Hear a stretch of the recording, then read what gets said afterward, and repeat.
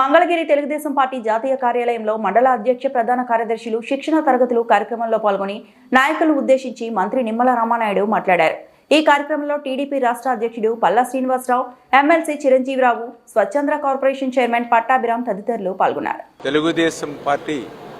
సంబంధించినటువంటి మండల పార్టీ అధ్యక్షులు, కార్యదర్శులతో అదేవిధంగా పార్టీకి సంబంధించినటువంటి క్లస్టరు, యూనిట్, బూత్ లెవెల్ వరకు కూడా ఉన్నటువంటి నాయకత్వానికి శిక్షణ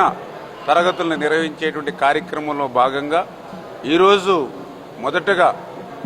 మండల పార్టీ అధ్యక్ష కార్యదర్శులతోటి ఈ శిక్షణ తరగతులు మన మంగళగిరి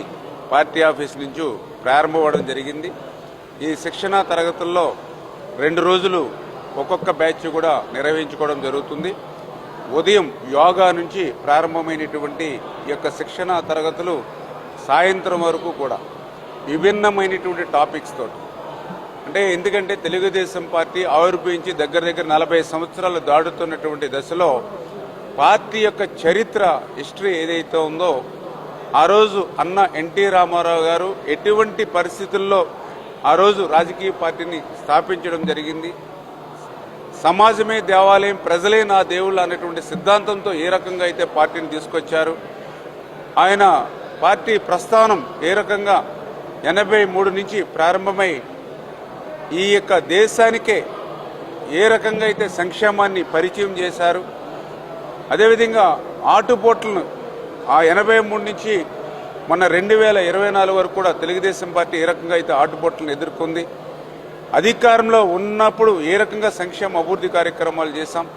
ప్రతిపక్షంలో ఉన్నప్పుడు కూడా ఆ పాత్రను కూడా సమర్థవంతంగా, అంటే పదవి అనేది అధికారం కోసం మాత్రమే కాదు, ప్రజలకు సేవ చేయడం అనేటువంటి సంకల్పంతో ఏదైతే తెలుగుదేశం పార్టీ పనిచేస్తుందో, ఈ రకంగా ఒక పార్టీ హిస్టరీ ఆ రోజు 82 నుంచి ఈరోజు 2025 వరకు కూడా పార్టీ చరిత్రను ఒక్కసారి ఆ యొక్క పార్టీ నాయకత్వంతో మమేకం చేయాలనేటువంటి ఆలోచన. రెండవది, తెలుగుదేశం పార్టీకి సంబంధించినటువంటి కేసు స్టడీస్, అంటే మనం అధికారంలో ఉన్నప్పుడు ఏ రకమైన అభివృద్ధి కార్యక్రమాలు, ఏ రకంగా సంక్షేమ కార్యక్రమాలు, బెస్ట్ మోడల్స్ ఏవైతే మనం రాష్ట్రానికి అందించామో, అదేవిధంగా 2019, 2024 నియంతృత్వ నిరంకుశత్వమైనటువంటి పాలనలో ఏ రకంగా ప్రజలు ఇబ్బంది పడ్డారు, నాయకులు ఇబ్బంది పడ్డారు, రాష్ట్రం ఏ రకంగా ధ్వంసానికి గురైందో కేసు స్టడీస్, ఎగ్జాంపుల్స్ తోటి సహా, కేస్ స్టడీస్ తోటి సహా ఒక్కసారి మళ్ళీ వాటి మీద కూడా ఒక చర్చనీయమైన అంశంగా చేర్చాలనేటువంటి లక్ష్యంతో, అదేవిధంగా భవిష్యత్తులో కూడా తెలుగుదేశం పార్టీ మరొక 40 సంవత్సరాలు ముందుకు తీసుకెళ్లేటువంటి యువ నాయకత్వాన్ని కూడా పెంచాలనేటువంటి ఆలోచనతోటి చంద్రబాబు నాయుడు గారు కూడా అధికారం అనేది పదవుల కోసం కాదు, పని చేయడం కోసం, సేవ చేయడం కోసం. అందుకే ఆ రోజు అధికారం లేకపోయినప్పటికీ కూడా ఒక కర్నూలులో ఫ్లడ్స్ వస్తే వాళ్ళకి సాయం అందించడం కానీ, ఉత్తరాఖండ్లో తెలుగువారు చిక్కుంటే వాళ్ళకి ఫ్లైట్స్ తీసుకొచ్చి మనం ఇక్కడ వాళ్ళని బాగోగులు చూడడం కానీ, ఎన్టీఆర్ మోడల్ స్కూల్ కానీ, బసవతారకం క్యాన్సర్ హాస్పిటల్, అంటే అధికారం ఉన్నా లేకపోయినా ప్రజలకు పనిచేయాలనేటువంటి తత్వం తెలుగుదేశం పార్టీ నాయకత్వం నుంచి కార్యకర్తల వరకు ఉన్నటువంటి స్థితి ఏదైతే ఉందో, అది నాయకత్వ లక్షణాలను ఏ రకంగా పెంపొందించుకోవాలి, ప్రజల్లో ఏ రకంగా మమేకం కావాలి, ప్రజా సమస్యలను గుర్తించి వాటిని ఏ రకంగా పరిష్కారం చేసి ప్రజల మన్ననలు పొందాలి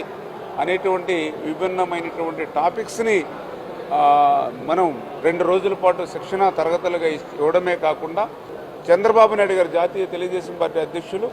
అదేవిధంగా జాతీయ ప్రధాన కార్యదర్శి నారా లోకేష్ బాబు గారు కూడా అందులో భాగస్వాములే. ఆ ఫీడ్బ్యాక్ కూడా నాయకుల దగ్గర నుంచి కూడా తీసుకోవడం జరుగుతుంది. అంటే ఈరోజు తెలుగుదేశం పార్టీ అంటే లక్షలాది సుశిక్షితమైనటువంటి క్రమశిక్షణ కలిగినటువంటి కార్యకర్తల పార్టీ తెలుగుదేశం పార్టీ కాబట్టి, అటువంటి కార్యకర్తల్ని, పార్టీని కాపాడుకునేటువంటి విధంగా, ముందుకు తీసుకెళ్లేటువంటి విధంగా ఈ శిక్షణ తరగతులు ప్రారంభమయ్యాయని చెప్పి మీ ద్వారా అందరూ కూడా తెలియజేస్తాం.